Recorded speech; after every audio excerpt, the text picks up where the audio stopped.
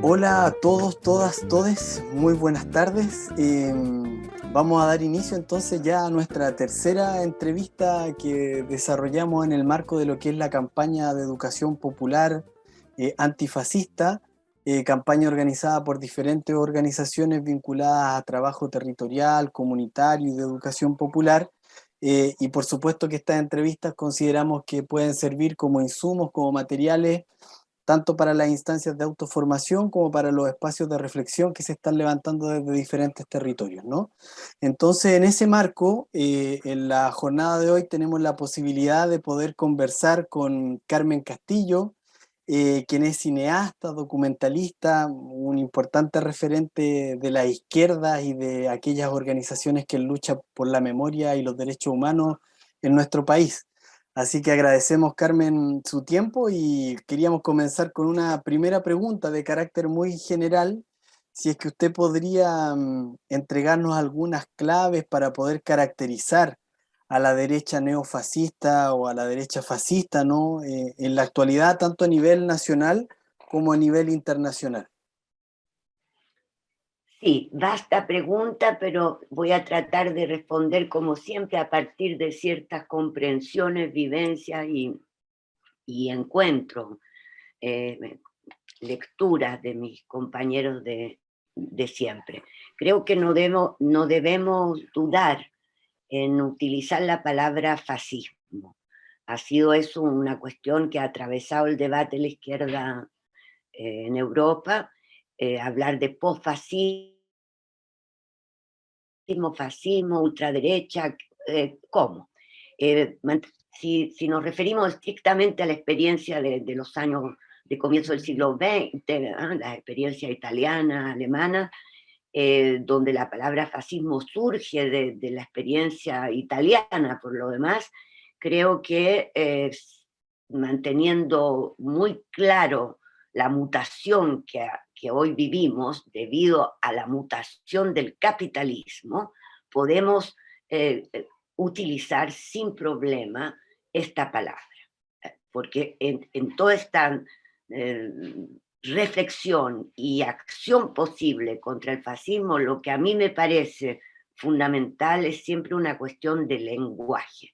¿Qué lenguaje podemos utilizar para contar, relatar, narrar, ligar los sufrimientos, la opresión, las vidas en la barbarie, la violencia cotidiana? Y eso, bueno, esa es una cuestión que desarrollaremos a lo mejor después.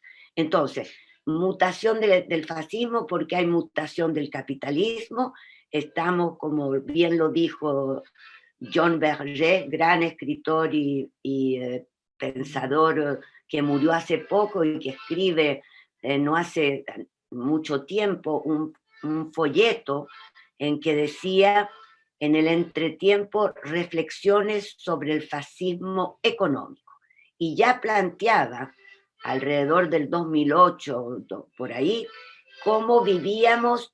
Perdón, voy a pedir que paren la música. ¿Escuchan la música o está bien? No, está bien, Bien, está bien, no hay problema. ya. Entonces, decíamos, John Berger en ese folleto da una metáfora, que es una metáfora extraída justamente porque es un escritor, ensayista, marxista, que dice cómo hacer comprender lo que vivimos. El planeta entero, dice, es una prisión. Esa prisión planetaria está dominada por ese 1% de los ricos, de los poderosos del planeta.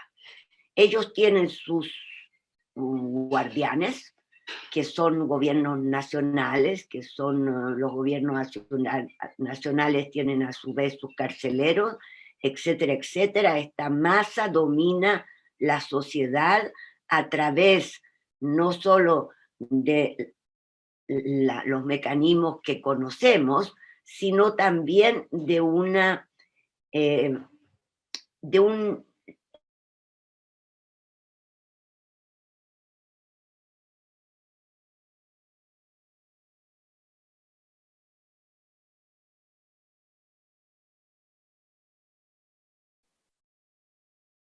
Sí, Carmen.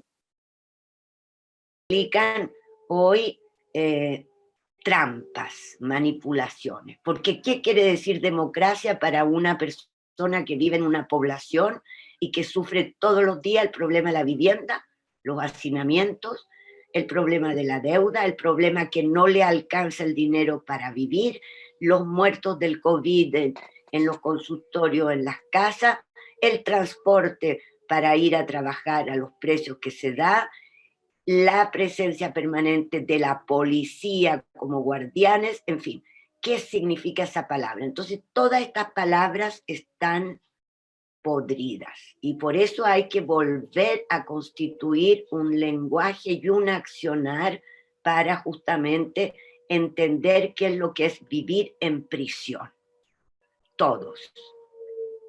No sé si esta introducción tan larga, pero en general es para decir después qué hacemos, ¿no? Frente a esta situación. En Chile me parece clarísimo que Piñera preparó las condiciones de la figura, de la encarnación en Kast, del terror de los poderosos luego de la revuelta, porque aquí pareciera que se desconoce y se vuelve a abandonar completamente desde hace un año y sobre todo en la coyuntura electoral, lo que significó la revuelta como momento disruptivo del levantamiento contra el neoliberalismo, contra un ya basta, contra esa manera de vivir.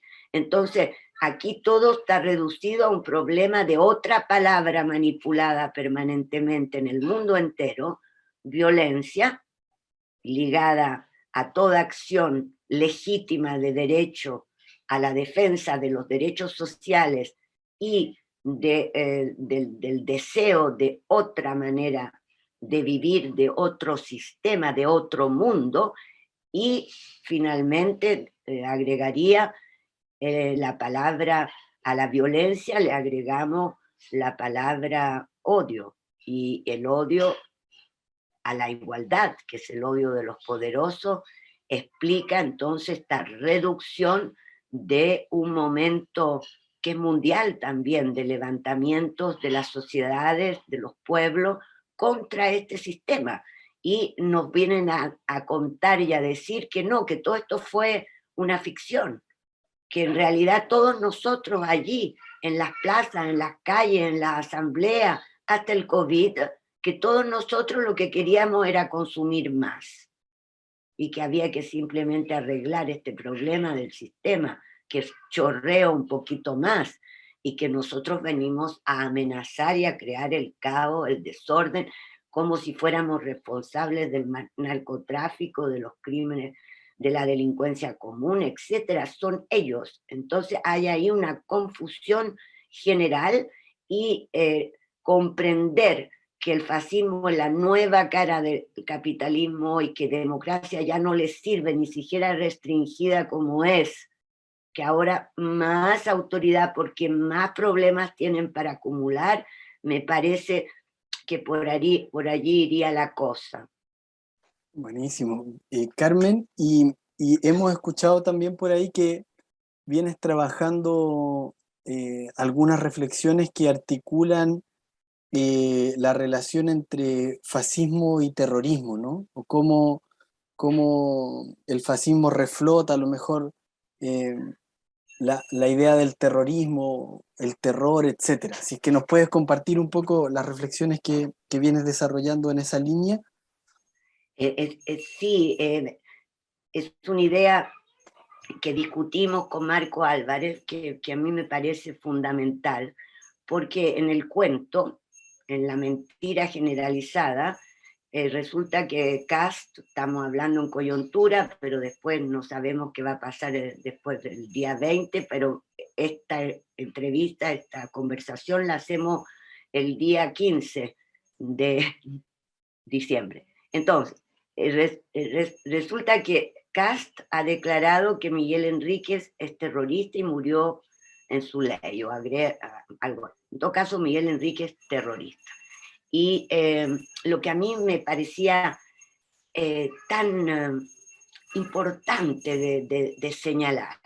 A ver, esa palabra que se usa en Europa también, de cualquier manera, ¿no? Son terroristas los migrantes, son terroristas los chalecos amarillos, son terroristas, en fin, aquí también son terroristas los manifestantes, la juventud en la primera línea, en fin, son terroristas. Y resulta que Miguel Enrique es terrorista, según Cast, y murió bien muerto está, etc. Y pensando, decíamos, ¿qué es ser terrorista? Terrorista es ejercer el terrorismo. Un terrorista ejerce el terrorismo. ¿Qué es terrorismo? Es cuando se domina a través del terror. El terror lo conocemos en Chile muy bien, tal vez no las nuevas generaciones en el cuerpo, pero sí lo tienen muy consciente en los sectores populares a través de lo que vivieron las familias. El terrorismo de Estado aplicado durante la dictadura de Pinochet y dictadura de Pinochet, colocado en ese lugar por los dueños de la riqueza y del poder, los civiles que gobiernan aún.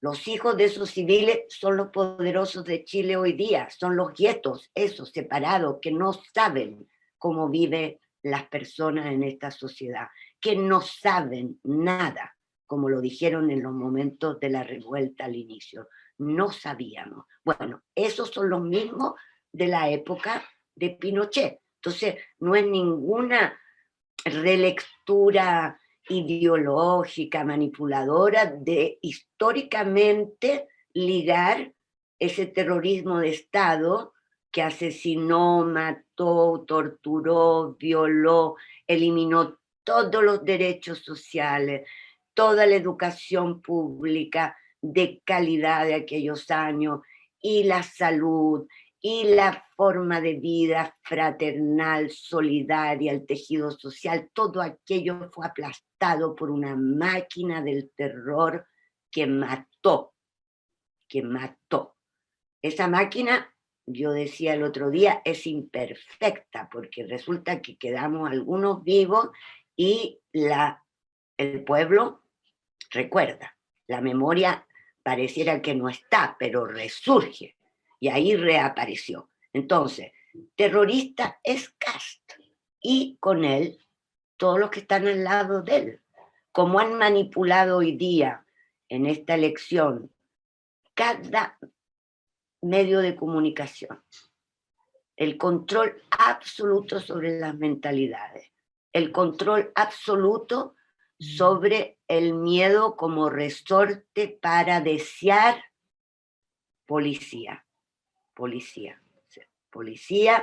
cuerpos represivos, ya no contra la delincuencia, el narcotráfico o contra eventualmente un ejército, contra un enemigo exterior, sino el ejército, la armada en el Gualmapu y la policía convertida en represiva, sin límites, sin enseñanza, sin nada contra un manifestante. Entonces hay una situación de violencia, yo aquí uno tiende a usar la palabra violencia, pero hay que tener cuidado.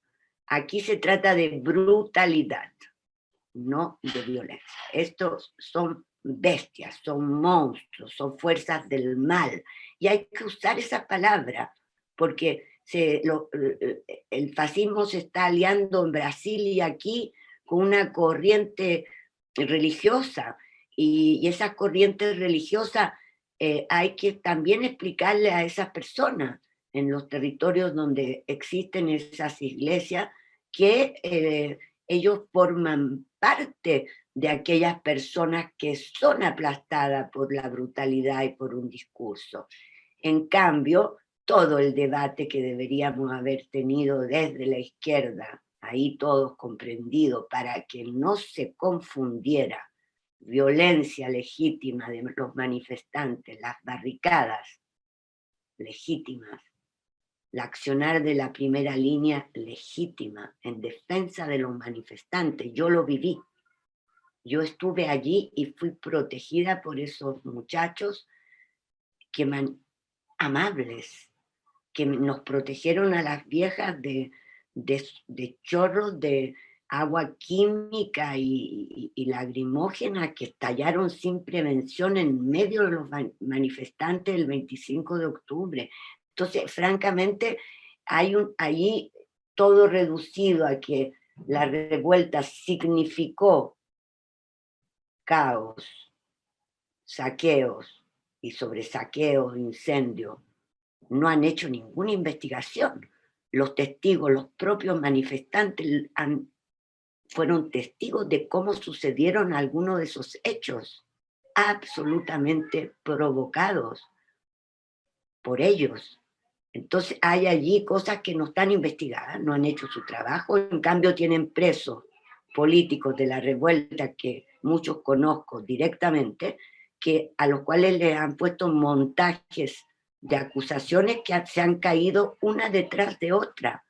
Y ahí están, siguen presos, incapacitados de trabajar, con arrestos domiciliarios, con familias humildes que sufren, que tienen que enfrentar situaciones para poder llevarles de comer a esas cárceles privadas, cárceles como la cárcel de San Miguel. En fin, son atrocidades que no sé cómo no hemos logrado contar, simplemente narrar esos sufrimientos, ligándolos a la historia, a la memoria de la otra generación, y intentando simplemente decir que aquí ese terror de la clase dominante, de los poderosos, contra el conjunto de la sociedad para mantenerlos silenciados y bajo servidumbre, que ya las condiciones de trabajo ya son, bueno, esto cómo no hemos logrado reunirnos, que en la metáfora de esta cárcel planetaria, lo que agregaba Berger es que los prisioneros siempre pueden escaparse de los guardianes. Los prisioneros siempre podemos comunicarnos con otras palabras y siempre podemos reunirnos a pesar de las divisiones, de las diferencias, de esto, lo otro. Es como de sentido común que los sufrimientos y los terrores, el abuso, las vidas indignas, mayoritariamente la población planetaria lo vive. ¿Por qué levantar siempre al que más sufre, el migrante, como el chivo expiatorio de nuestra propia? Entonces ahí hay algo en educación, ¿no? En formación política, que también debemos estudiar, que en eso de la gobernabilidad neoliberal, la cuestión del individuo. Sí, la figura del individuo todopoderoso y culpable si está enfermo, si no tiene trabajo, si no es rico, si no es bello, si no corresponde a los cánones. La culpa es de la persona. Y esa persona, impotente frente a esta máquina, en vez de reunirse con su vecino, con sus iguales, va a echarle la culpa a aquel que es más pobre que él o aquel chivo expiatorio. Pero también allí la izquierda mundialmente hemos carecido de un lenguaje común. Y entonces carecemos de un lenguaje. Yo diría el fascismo no es fatal, pero para hacerle frente necesitamos una revolución, y no es aquella de mi generación, ni es un mañana radioso, ni sabemos cómo va a ser esa sociedad, tenemos que crearla en conjunto, inventarla a partir de experiencias locales, comunes, pero allí hay toda una línea interesante para pensar que hay que darle una denominación a ese horizonte. Y algunos piensan, como Michael Louis desde Brasil, Los Sin Tierra desde Francia, que deberíamos simplemente llamarlo ecocomunismo, es decir, liberar la palabra comunismo de toda con sus mugres pegadas del estalinismo y volverle a dar su sentido original, que es de la reunión de los comunes, y los comunes es la reunión de sujetos diferentes, diversidades, no tiene nada que ver con que seamos todos iguales en el sentido que ellos usan la palabra igualdad. La palabra igualdad no es, no es un derecho a conquistar, la igualdad se vive y la igualdad requiere de sujetos particulares que libremente nos organizamos con nuestros afines en la diversidad para obtener un objetivo, una vivienda. Una vivienda digna implica la reunión de pobladores sin casa o de allegados. Nos juntamos, discutimos, y ahí hay experiencias victoriosas, como es Maestranza, llevado por Ucamau, que hoy es un ejemplo de vivienda social de gran dignidad y de belleza. No se trata que nos den cosas miserables, nosotros aspiramos a tener vidas dignas, no lo mínimo, sino lo máximo, pero ese máximo hay que soñarlo, definirlo a partir de una realidad que está por encima, que es prioritaria, que es la crisis planetaria ecológica, como se le llama. La cuestión de la ecología no es una cuestión de que comamos mejor o que la luz gastemos, no, tampoco es una cuestión individual. Mientras siga este modelo de explotación, este modelo de crecimiento, palabras mágicas en boca de ellos, crecimiento, nadie sabe lo que quiere decir.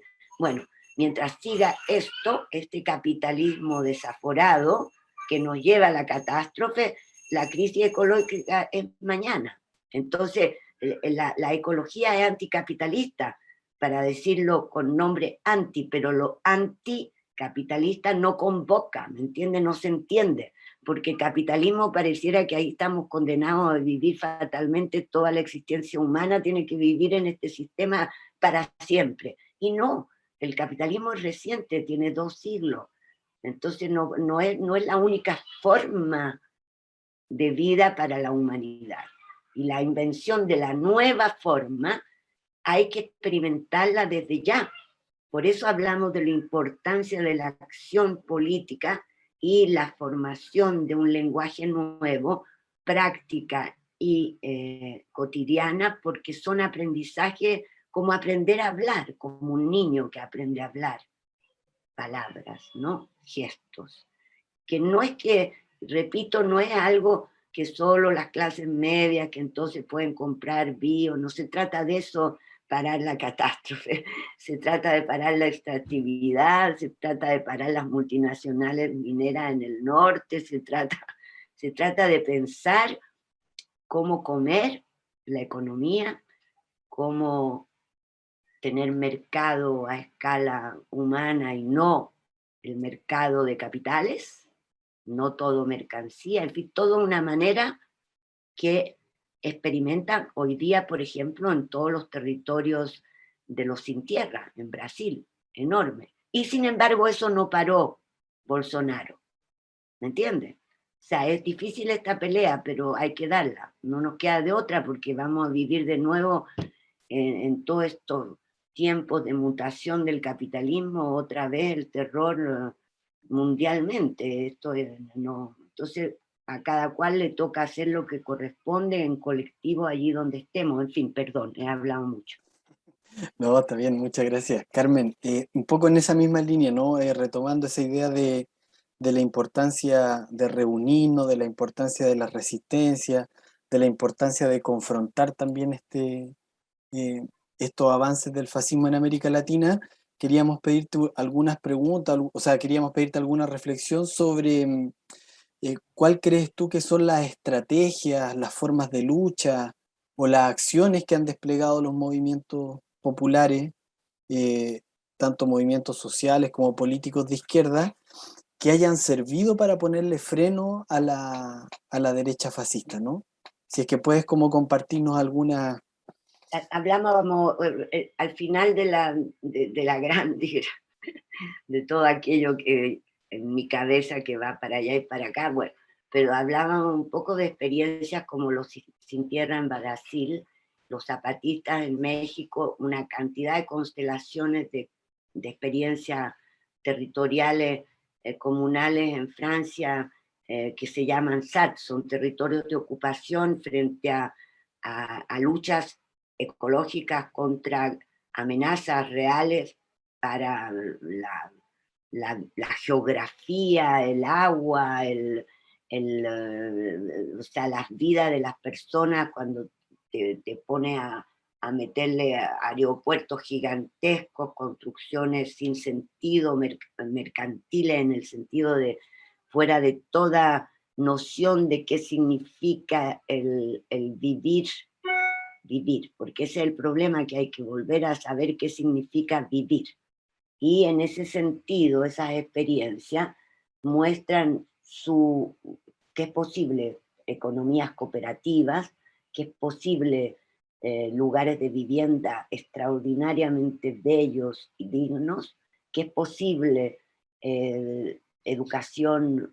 Creo que los mejores alumnos en Brasil hay toda una decisión de los sin tierra, ocupan tierra, inmediatamente crean escuela y los niños van pasando en la educación hasta que llegan a la universidad, y desde la universidad hacen experiencias en Europa, en México, salen de Brasil y regresan a trabajar con el movimiento que se extiende en las ciudades, también del campo a la ciudad, en fin. Entonces hay experiencia. El problema que tenemos es que no tenemos, como decíamos antes, unidad para simplemente entendernos. Como decía Orwell, ante la amenaza fascista en los años 30, ¿cómo es posible que no levantemos una plataforma, un horizonte, cuando es de evidencia total que somos muchos más los que estamos sufriendo de este sistema? Entonces, frente a un fascista neoliberal dispuesto a todo para no soltar sus beneficios, sus ganancias, su provecho, ¿cómo nosotros no creamos?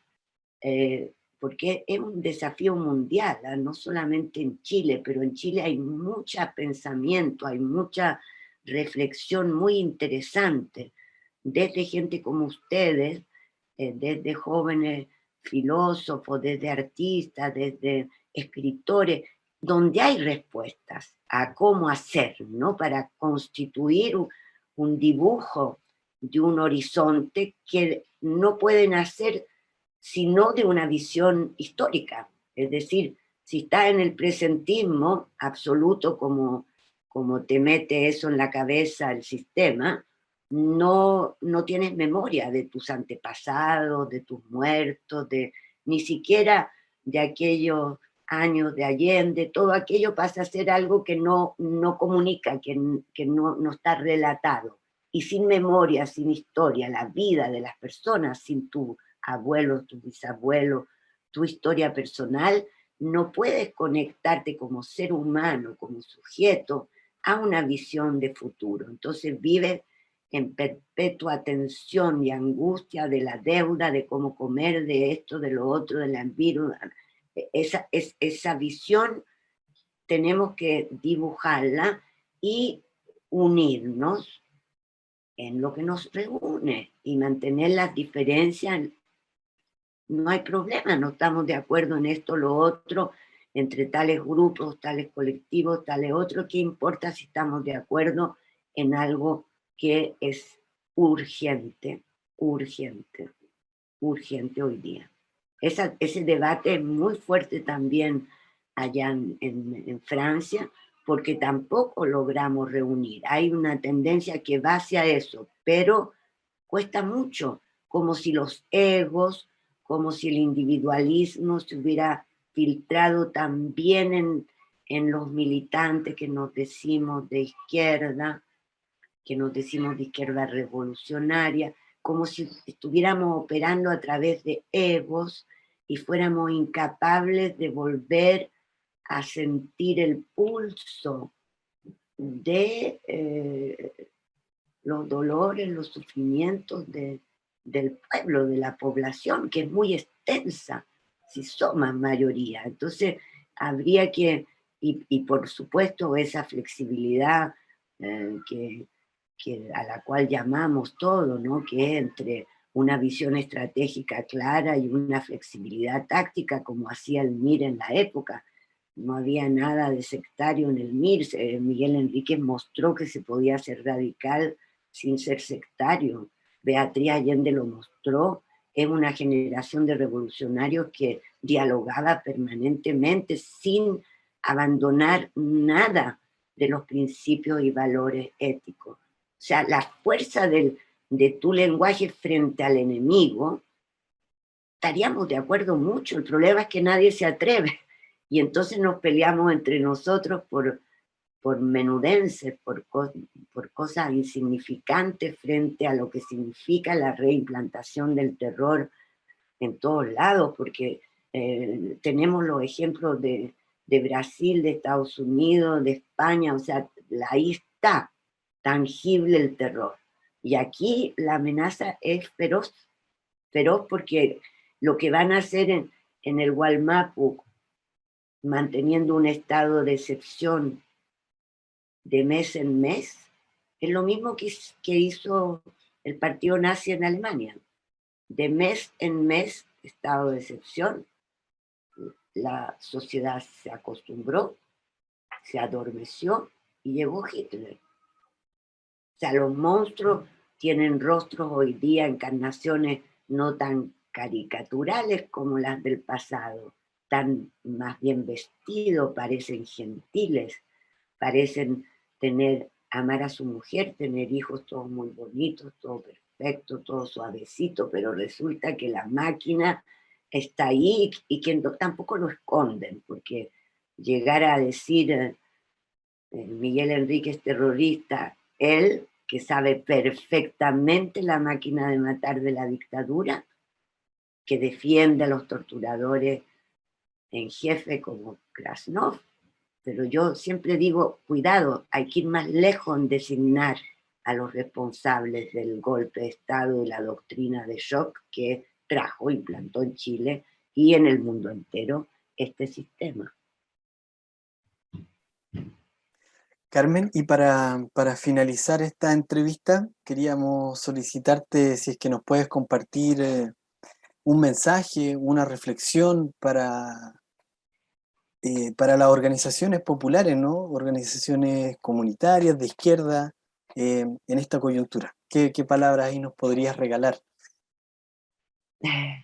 Primero agradecerles porque todo trabajo comunitario, territorial, local, todo trabajo de mujeres feministas, todo trabajo de colectivos de lucha por el agua, contra las grandes mineras, los grandes proyectos, toda esa constelación de luchas es el tejido sobre el cual vamos a poder lanzarnos. Ahora, yo diría que no hemos logrado, no sé realmente tejer esa internacional de solidaridades.